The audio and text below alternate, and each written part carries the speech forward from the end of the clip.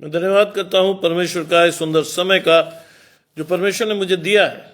मैं विशेष धन्यवाद करता हूं प्रभु में मेरे भाई अनुपम डेविड, अपनी भाभी शबनम डेविड जी का, जिन्होंने मौका मुझे दिया कि मैं आपके समक्ष उपस्थित हो सकूं और अब सब परमेश्वर के वचन में चलकर कुछ सीखने वाले हों। आइए परमेश्वर के वचन में चलने से पूर्व अपनी आंखों को कुछ समय के लिए बंद करेंगे और परमेश्वर से पवित्र आत्मा के दान को मांगेंगे। हम प्रार्थना करेंगे।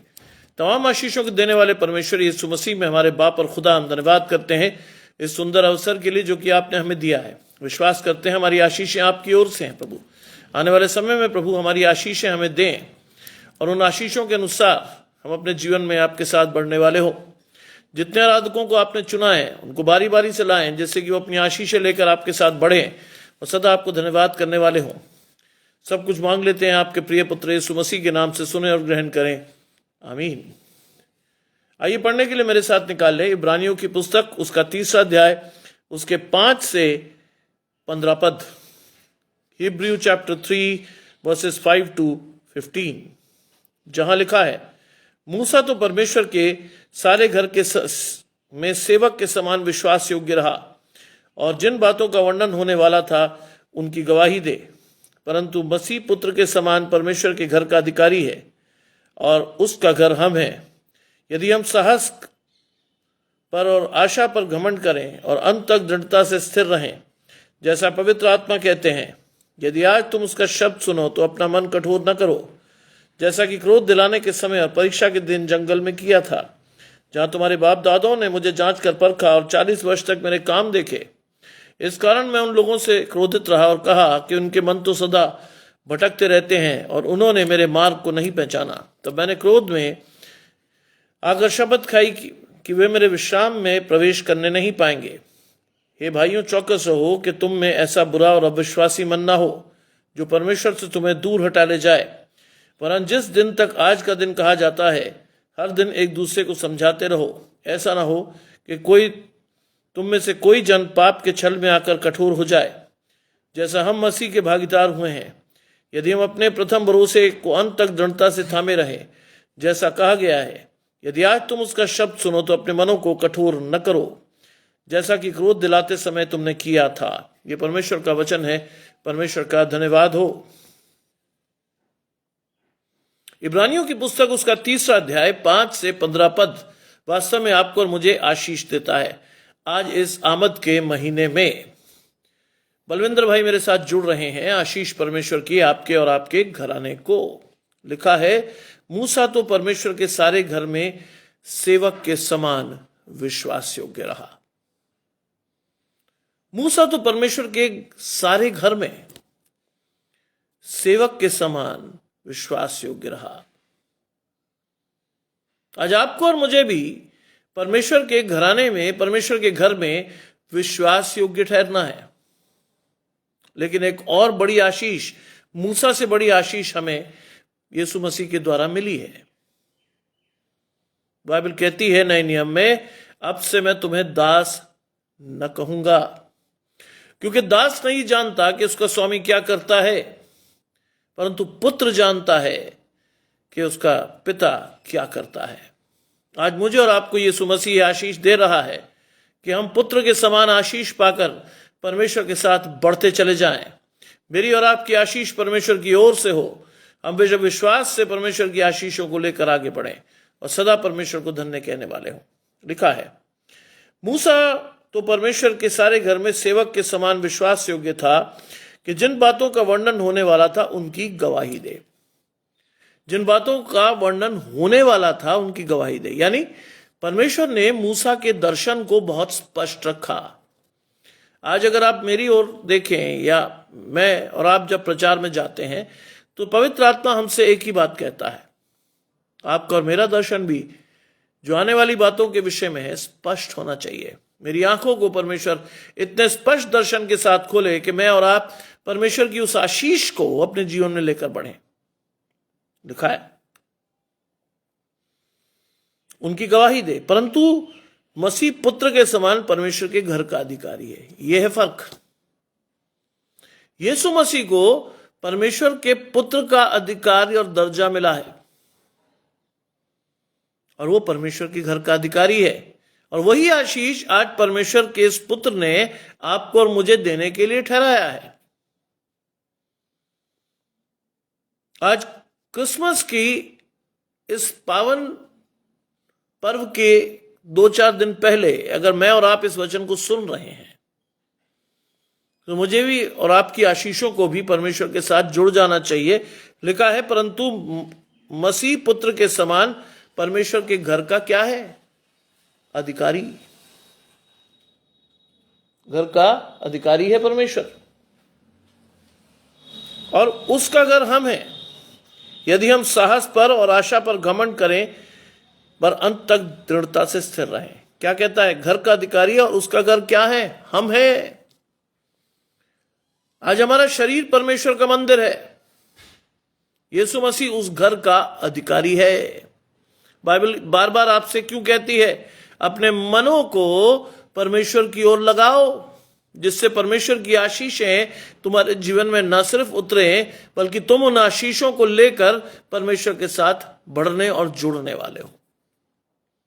साफ लिखा है, और उसका घर हम हैं। आज इसी शरीर को कई लोग कलंकित करेंगे क्रिसमस के नाम पर। आज इसी शरीर को कई लोग मौज मस्ती के नाम पर, क्रिसमस पार्टी के नाम पर कलंकित करेंगे।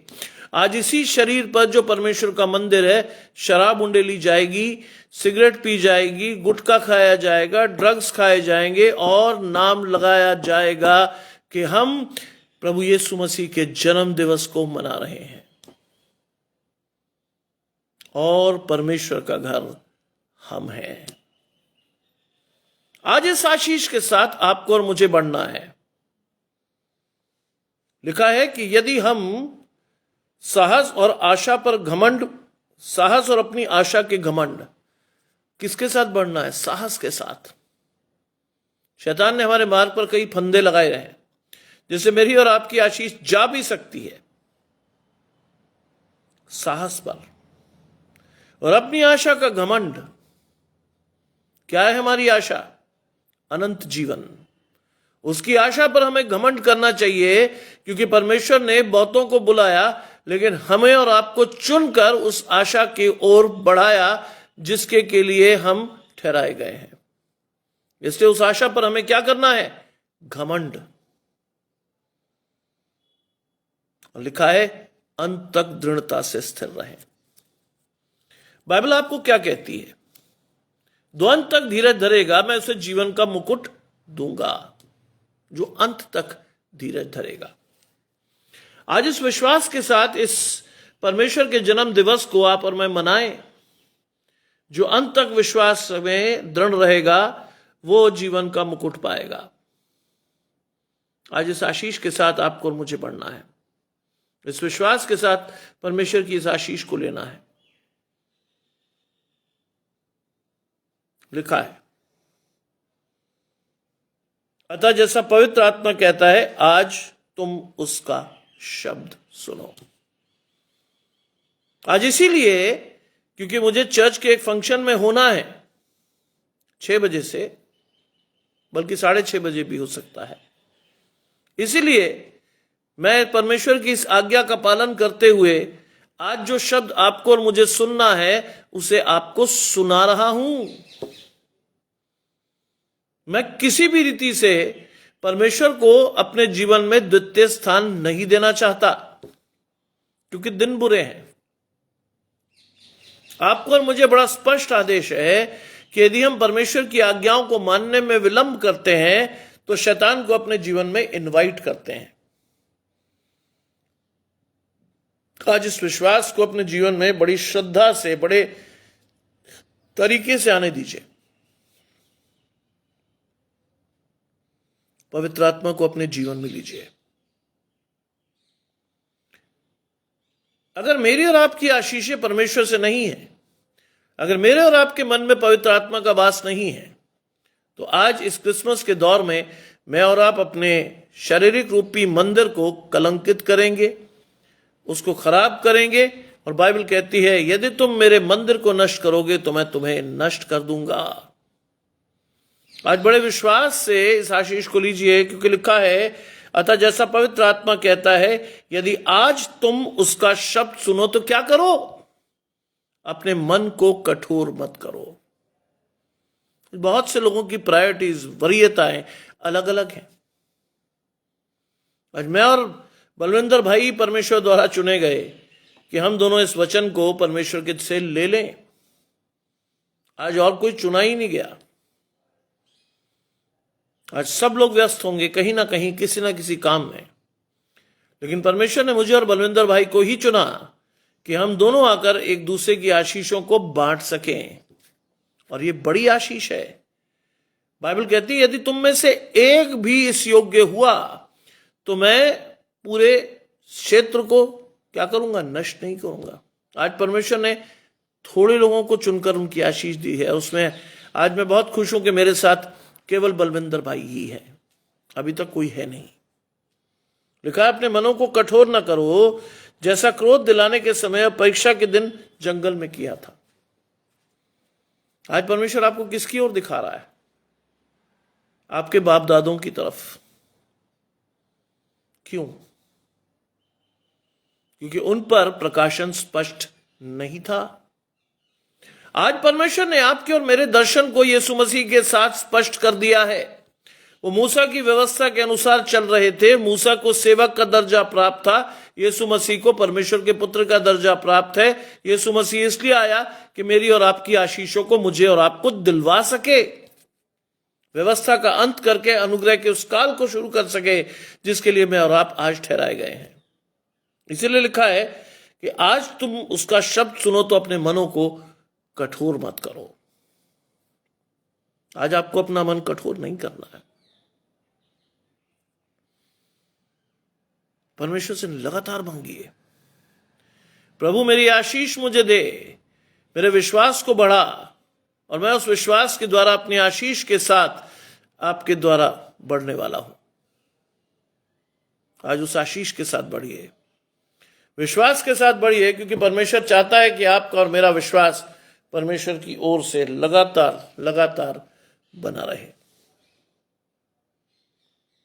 लिखा, जैसा क्रोध दिलाने के समय और परीक्षा के दिन जंगल में किया था। बाइबल में लिखा, परमेश्वर को रिस मत दिलाओ, क्रोध मत दिलाओ। आज आपको और मुझे परमेश्वर का प्रकाशन स्पष्ट है, लेकिन अगर उसके बाद भी आप और मैं परमेश्वर के पास नहीं जा रहे, उसके बाद भी मैं और मेरा और आपका प्रकाशन स्पष्ट ना होकर शैतान के पास का चुनाव हम करते हो, तो हम परमेश्वर को क्रोध दिलाते हैं। और जंगल में भी हमारे पुरखाओं ने, जब इजरायलियों को मिस्र देश से निकाला गया था, उन्होंने भी यही किया था। कभी उन्हें खाने की दिक्कत थी, कभी उन्हें पानी नहीं मिल रहा था, कभी उनके पास प्रकाश नहीं था, कभी ये नहीं था, कभी वो नहीं था। असंतुष्ट लोग। आज परमेश्वर क्या कहता है? परमेश्वर के जन के पास यदि थोड़ा भी है तो वो दुष्ट के बहुत से धन से उत्तम है। थोड़ा भी है।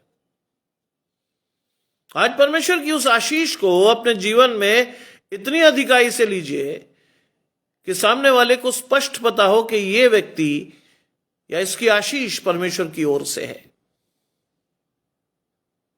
आज सोचिए कि मैं और आप कहां हैं और हमें कहां होना चाहिए था। लिखा है, जहां तुम्हारे बाप दादों ने मुझे जांच कर परखा और 40 वर्ष तक मेरे काम देखे। आज उन्होंने परमेश्वर को परखा भी, परमेश्वर के काम भी देखे, लेकिन उसके बाद भी उनकी आशीष परमेश्वर से नहीं जुड़ी। आज मेरी और आपकी भी यही स्थिति है। आज इस कॉम्प्लिकेटेड संसार में मैं और आप परमेश्वर की ओर नहीं देख रहे। हम कहीं इधर उधर देख लेते हैं, कहीं हमारी आशीष इधर उधर ढूंढ लेते हैं, और जब नहीं मिलती तो क्या करते हैं? हम कुड़कुड़ाने लगते हैं, और इससे परमेश्वर खुश नहीं होता। ध्यान रखिएगा, इससे परमेश्वर खुश नहीं होता। अगर आपको वास्तविक रूप में परमेश्वर की आशीष चाहिए तो परमेश्वर के पास जाकर परमेश्वर से कहिए कि प्रभु, अब तक मैंने जो किया वो गलत था, मुझे सुधार, मेरे मन में अपने पवित्र आत्मा के दान को दे, सही गलत का फर्क सिखा और मेरी आशीष मुझे दे, जिस पर चलकर मैं अपनी आशीषों को लेकर लोगों को आशीष देने वाला हूं। यह है आशीष। उन्होंने परखा भी, उन्होंने 40 वर्ष तक काम भी देखे, लेकिन विश्वास में वो निर्बल रहे। आज परमेश्वर विश्वास की सबलता देना चाहता है यीशु मसीह के द्वारा आपको और मुझे। मैंने इसीलिए सुबह भी कहा था, अब भी कह रहा हूं कि यीशु मसीह का जन्म केवल संसार के लिए एक घड़ी घटना नहीं है। यीशु मसीह का जन्म आपके और मेरे मन में होना चाहिए। उस आशीष को आपके और मेरे मन में होनी चाहिए जिसके द्वारा परमेश्वर ने हमें आशीष देने के लिए ठहरा दिया है। लीजिए उस आशीष को अपने मन में, कहिए परमेश्वर से लगातार कि प्रभु मेरी आशीष मुझे दे और मेरी आशीष मुझे दिखा। 10वीं आयत कहती है, इस कारण मैं उस समय के लोगों से क्रोधित रहा। उस समय के लोगों से मैं क्रोधित रहा क्योंकि उनका मन भटक गया था, उनकी आशीषें भटक गई थी। उन्होंने मेरे जो सामर्थ के काम थे वो ना देखे, ना सुने, ना सीखे, ना समझे। इस बाइबल कहती है, इस कारण मैं उस समय के लोगों से क्रोधित रहा। और मैंने क्या कहा? इनके मन सदा भटकते रहते हैं। आज इस आशीष को लेकर जाइए कि आपका मन एकाग्र होकर परमेश्वर की ओर देखे और बिना इधर उधर देखे परमेश्वर से अपनी सीधी आशीष को लीजिए। आज के चर्च में पादरी साहब ने बहुत अच्छा प्रचार किया और उन्होंने बताया कि why this Christmas tree in our life. क्या है ये? मात्र एक सिंबल जो 16वीं शताब्दी से पूरे विश्व में दिखने लगा। सेंटा क्लॉज कौन है? एक बाबा जिसके लिए लोगों ने कहानी गढ़ी कि वो गरीबों को मुफ्त उपहार देता है। वो, इसके अलावा कुछ भी नहीं। आज हम क्रिसमस ट्री को बहुत महत्व देते हैं। आज हमें जीवन के वृक्ष बनना है, जो बहती हुई नालियों के किनारे लगाया गया है, जिसके पत्ते कभी मुरझाते नहीं, वो अपनी ऋतु में फलता है और परमेश्वर के वचन से, परमेश्वर की आशीषों को लेकर उसे लगातार बढ़ना होता है। आज मैं और आप एक निर्जीव क्रिसमस ट्री को देखते हैं और उससे अपनी आशीषों को ढूंढते हैं। वास्तव में परमेश्वर जीवित है, आज भी वो मेरी आपकी सुनता है, और उस आशीष को जिसे परमेश्वर ने देने के लिए ठहराया है, हम उसे खो देते हैं। यीशु मसीह के बारे में क्या कहा था फरिश्ते ने? तुम उसे मुर्दों में क्यों ढूंढती हो? आज मैं और आप भी कहां ढूंढ रहे हैं यीशु मसीह को? निर्जीव क्रिसमस ट्री में। मरे हुओं में से क्यों ढूंढती हो? मरे हुओं में ढूंढ रहे हैं हम आज परमेश्वर को। सेंटा क्लॉज आज एक कमर्शियल वस्तु हो गया है। मैं अपनी पत्नी के साथ भी शॉपिंग करने गया था। बाकायदगी से सेंटा क्लॉज के ड्रेस मिल रहे हैं, बाकायदगी से सेंटा क्लॉज के ड्रेस मिल रहे हैं, बाकायदगी से सेंटा क्लॉज के ड्रेस मिल रहे हैं और लोग बड़े खुश हैं। लोग बड़े खुश हैं कि सेंटा क्लॉज बाइबल में कोई फिगर है ही नहीं। क्रिसमस ट्री का जिक्र कहीं बाइबल में है ही नहीं। मैं और आप आज भी ऐसे सिंबल्स के पीछे देखकर क्या मना रहे हैं? क्रिसमस। निर्जीव वस्तुएं। हम सजीव यीशु मसीह को छोड़कर निर्जीव वस्तुओं से अपना क्रिसमस मनाने का प्रयास कर रहे हैं। क्या आशीष आएगी? अपने मन से पूछिए, क्या आशीष आएगी? नहीं आएगी। आप हमेशा की तरह एक रस्म अदायगी करके क्रिसमस मना लेंगे, लेकिन आप ना तो जीवन का वृक्ष बन पाएंगे, ना आपकी आशीषें आपके जीवन रूपी वृक्ष में आएंगी, ना आप परमेश्वर के वचन को सीखोगे, ना उसे समझोगे, ना आपके चित्त पर परमेश्वर की आत्मा का प्रभाव पड़ेगा, और ना ही यीशु मसीह आपके जीवन में जिएगा। ना ही यीशु मसीह आपके जीवन में जिएगा। सोचिए, कहां है हम? कहां होना चाहिए था? बाइबल कहती है अब तक तो तुम्हें गुरु हो जाना चाहिए था, तब भी आप और मैं क्या कर रहे हैं? दूध की लालसा। ठोस भोजन नहीं पचता। परमेश्वर का वचन हमें समझ में आता ही नहीं। अब भी हम प्रेज द लॉर्ड और गॉड ब्लेस यू से आगे नहीं बढ़े हैं। आज बढ़िए आगे, क्योंकि परमेश्वर का आत्मा आपको आपकी आशीषें देने के लिए खड़ा है। लेने के लिए अगर आप नहीं जा रहे तो ये आपकी कमी है, परमेश्वर की नहीं। लिखा है इनके मन सदा भटकते रहते हैं। इनके मन, अपने मन को स्थिर कीजिए। आज आपको जीवते परमेश्वर की आशीषें चाहिए, ना कि मुर्दा क्रिसमस ट्री और एक काल्पनिक पात्र जिसे आप सेंटा क्लॉज का नाम देते हैं। उनसे आपकी आशीषें नहीं है। केक खाकर आपकी आशीषें नहीं आएंगी, क्योंकि ये यूरोपियन स्टाइल है। यीशु मसीह के जीवन में रोटी शब्द का प्रयोग तो हुआ है, केक कहीं नहीं लिखा है। आज पादरी साहब ने बहुत अच्छा कहा आज के वचन में, केक बने ना बने, लेकिन अपनी आध्यात्मिक आशीषों के लिए प्रार्थना करिए। केक बने ना बने। हम और आप तो बहुत चिंतित है, साहब केक नहीं बना है अब तक, मीट नहीं ला पाए, कैसे मनाएंगे त्योहार। और 2-4 लोग तो, या 20-30% लोग तो उससे भी आगे हैं। जानते हैं वो क्या मांगते हैं? सब दारू का इंतजाम तो हुआ ही नहीं, क्रिसमस कैसे मनेगा? बाइबल में लिखा है, फिर सुनिए, परंतु मसीह पुत्र के समान परमेश्वर के घर का अधिकारी है और उसका घर हम है। आज आपका शरीर मसीह का घर है। उसको नाश करने के लिए आपको शराब भी चाहिए। सोचिए कहां है हम, कहां होना चाहिए था।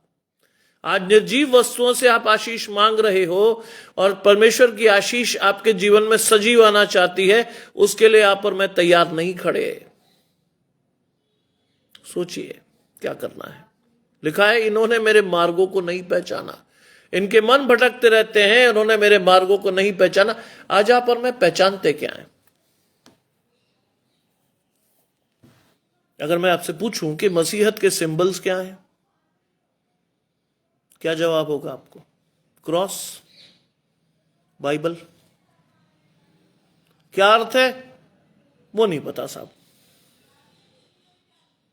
वो नहीं मालूम हमें, क्योंकि ना तो हमने अपने जीवन में परमेश्वर को कभी देखा, ना उससे आशीष ली, ना हमारा विश्वास परमेश्वर पर है। मसीह घर में पैदा हो जाने से आपकी आशीष नहीं ठहरती है, आपके विश्वास से परमेश्वर की आशीष ठहरेगी। और विश्वास से आप परमेश्वर के पास जाकर अनंत जीवन की उस आशा को दृढ़ता से थामे रहेंगे। विश्वास अगर वो नहीं है तो लिखा है इन्होंने मेरे मार्गों को नहीं पहचाना।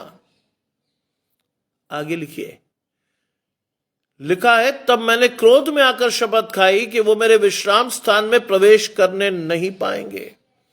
तब मैंने क्रोध में आकर क्या खाई? शपथ। आज परमेश्वर के क्रोध को जागृत मत कीजिए।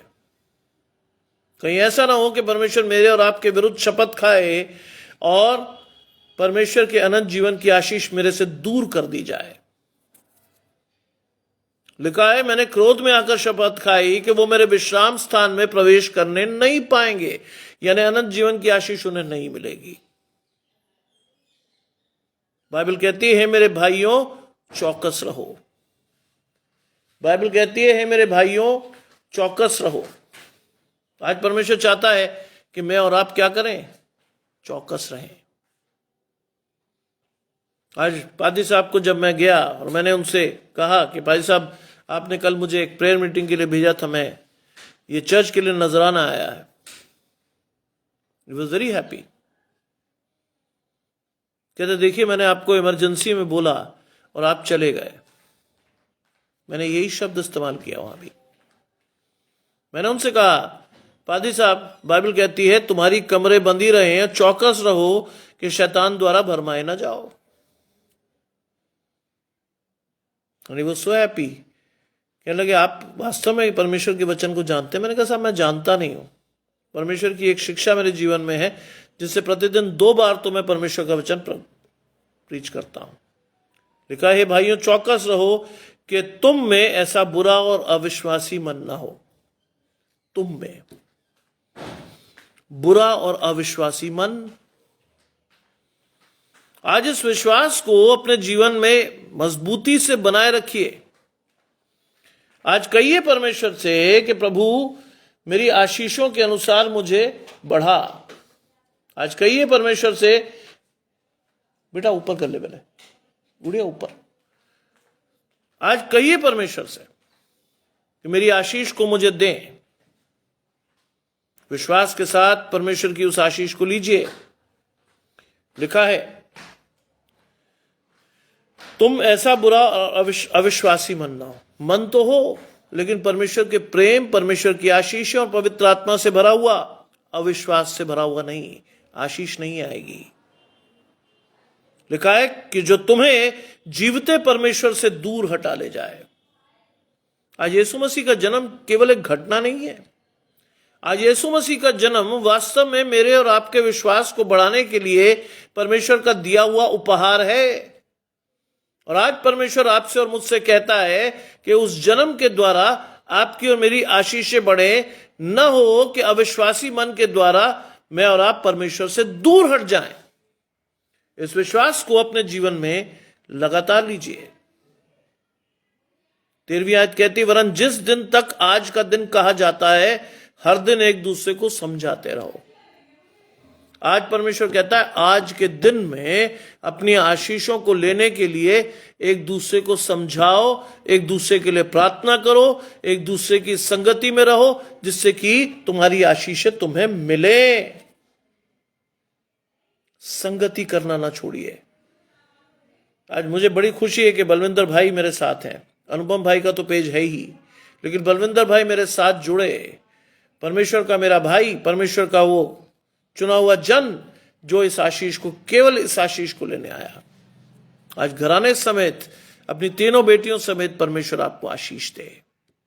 इस क्रिसमस पर वास्तव में आपकी आशीष आपको चलकर मिले। आपका विश्वासी मन हो, अविश्वासी ना हो, जो आपको परमेश्वर के पास लाए, दूर ना हटा ले जाए। कहा है, जिस दिन तक आज का दिन कहा जाता है, हर दिन एक दूसरे को समझाते रहो, ऐसा ना हो कि तुम में से कोई जन पाप के छल में आकर कठोर हो जाए।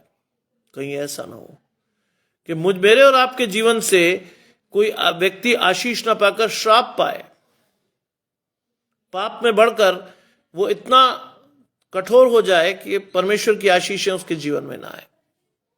आज लोगों को लगातार समझाइए, लोगों को उनकी आशीष दिखाइए, परमेश्वर के वचन को पढ़िए, लोगों के साथ मिलना जुलना शुरू कीजिए और एक दूसरे के ऊपर हाथ रखकर प्रार्थना कीजिए, एक दूसरे के ऊपर।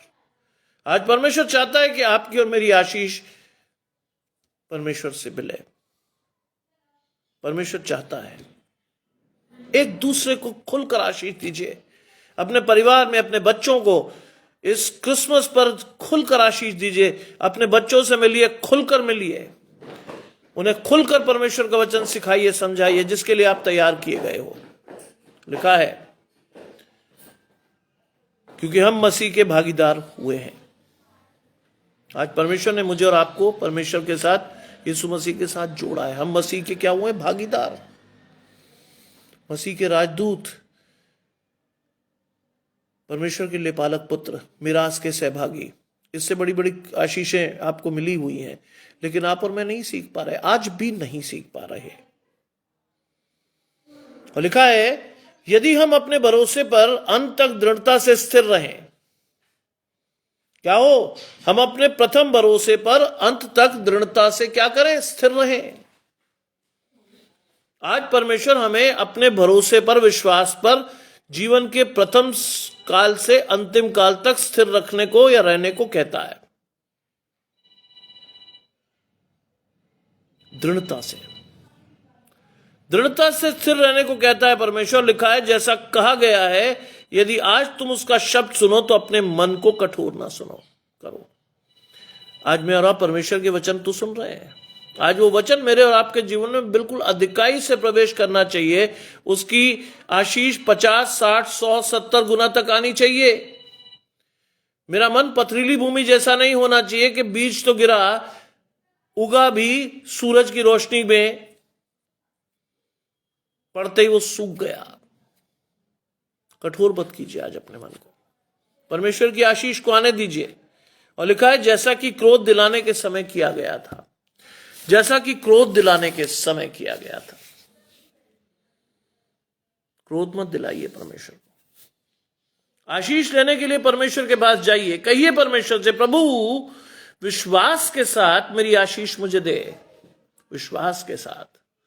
आज परमेश्वर आपकी आशीषें देने के लिए आपको बुलाता है। आज का ये सुंदर वचन परमेश्वर आपको आशीष देने के लिए ठहराता है। और जब तक आप परमेश्वर के पास नहीं जाएंगे, आपकी आशीष नहीं आएगी। आज निर्जीव क्रिसमस ट्री और एक काल्पनिक कैरेक्टर सेंटा क्लॉज को अपने जीवन में प्रवेश मत दीजिए। एक बिजनेस आइकॉन के रूप में आज क्रिसमस फादर को देखा जाता है, और संसार के लोगों ने की बुद्धि शैतान ने अंधेरी कर दी है। अमेरिका चले जाएं, इंग्लैंड चले जाइए, यीशु मसीह तो बहुत ही कम जगह पर आपको दिखेगा, सेंटा क्लॉज आपको हर जगह दिख जाएगा। और शैतान ने सेंटा क्लॉज आगे करके परमेश्वर को पीछे कर दिया है, जिससे कि हम अपनी आशीषें किससे लें? परमेश्वर से नहीं, सेंटा क्लॉज से लें। और ये चीज समझनी जरूरी है। आज अगर आप और मैं अपने मन को कठोर कर रहे हैं, तो मेरी और आपकी आशीषें भी परमेश्वर की ओर से नहीं आ रही। आज विश्वास से परमेश्वर की आशीषों को अपने जीवन में लाकर परमेश्वर से कहिए, प्रभु तूने मुझे पुत्र की आशीष दी है, मैं भी तेरे विश्वास को कभी नहीं तोड़ूंगा। मेरा मन तेरा मंदिर है, मैं उसमें रहकर अपने मन में पवित्र करके पवित्र आत्मा को बसाऊंगा, यीशु मसीह के कामों को निरंतर अपने जीवन से करूंगा। आज कहिए परमेश्वर से, आपकी आशीष को लेने के लिए परमेश्वर को बुलाइए। वास्तव में परमेश्वर आपकी आशीष आपको देना चाहता है। बड़े विश्वास से अपनी आशीषों को परमेश्वर से लीजिए। और इस क्रिसमस के सुंदर काल में परमेश्वर का जन्म आपके जीवन में होना चाहिए। आप एक जीवित वृक्ष की तरह परमेश्वर के वचन के अनुसार बढ़ते जाएं, और आपके छाया में न सिर्फ लोग निवास करें, पक्षी बसेरा करें, बल्कि कई लोग आशीष पाने वाले हों। प्रभु इन वचनों के द्वारा आपको आशीष दे। आइए हम प्रार्थना करें। तमाम आशीषों को देने वाले परमेश्वर यीशु मसीह में हमारे बाप और खुदा, हम धन्यवाद करते हैं इस सुंदर अवसर के लिए जो कि आपने हमें दिया है। विश्वास रखते हैं प्रभु कि आपका आत्मा हमारी अपने लोगों से बोलता और बातचीत करता है। आने वाले समय में प्रभु अपनी आशीषों को हमें दें, और विश्वास से हम अपनी आशीषों को आपके साथ लेने वाले हों। सब कुछ मांग लेते हैं आपके प्रिय पुत्र यीशु मसीह के नाम से, सुने और ग्रहण करें, आमीन। आप सभी को परमेश्वर इस क्रिसमस काल में वास्तविक आशीषों से नवाजे। हम केवल केक, सेंटा क्लॉज और क्रिसमस ट्री के सारे क्रिसमस न मनाएं। यीशु मसीह का जन्म वास्तविक रूप से आपके और मेरे जीवन में हो, और जिस जीवन को हम परमेश्वर को समर्पित करना चाहते हैं, बिना कठोर किए हुए परमेश्वर के वचन को अधिकाई से लेते हुए अपने जीवन में आगे बढ़ें। प्रभु इन वचनों के द्वारा आप सभी को आशीषित करें, और आप सभी परमेश्वर की आशीषों के साथ बढ़ के अपने जीवन में परमेश्वर के साथ बने रहें। आप सभी को इस सुंदर संध्या काल में परमेश्वर का साथ मिले, और आप सभी कल सुबह फिर 8 बजे फैमिली ऑफ क्राइस्ट मिनिस्ट्री में जुड़कर अपनी आशीषों को लेने वाले हों। आप सभी परमेश्वर के साथ बने रहें, और आप सभी को जय मसीह की।